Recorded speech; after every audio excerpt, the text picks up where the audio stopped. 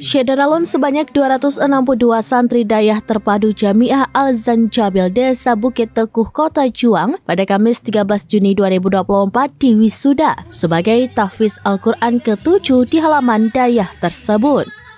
Wisuda tahfiz dihadiri Kepala Dinas Pendidikan Daya atau DPD Biren, Anwar, dirangkai penyerahan hadiah oleh Dr. Andes Tengku Haji Akhtiar Ismail kepada Zulfa Nashwa santri sebagai hafizah 30 juz yang mendapat bonus SPP 6 bulan.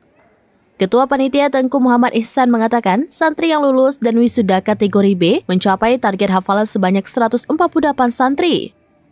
Kategori A atau melebihi target hafalan 64 santri dan kategori A juga melebihi target hafalan 50 santri, total 262. Kemudian santri yang tidak diwisuda karena tidak mencapai target 59 orang, total seluruh santri 321. Pimpinan Dayah Terpadu Jamiah Al-Zanjabil, Ustadz Muhammad Najib Akhtiar, mengatakan dengan diwisuda para santri hari ini bukan saja menjadi kebanggaan mereka dan kedua orang tua saja, tapi juga kebanggaan bagi semua.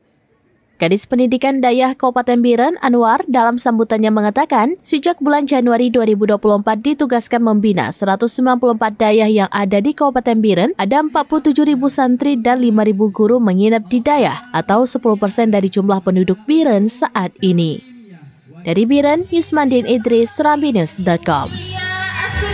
Jumlah hafalan 11 juz, predikat kelulusan Jayyid Jiddan.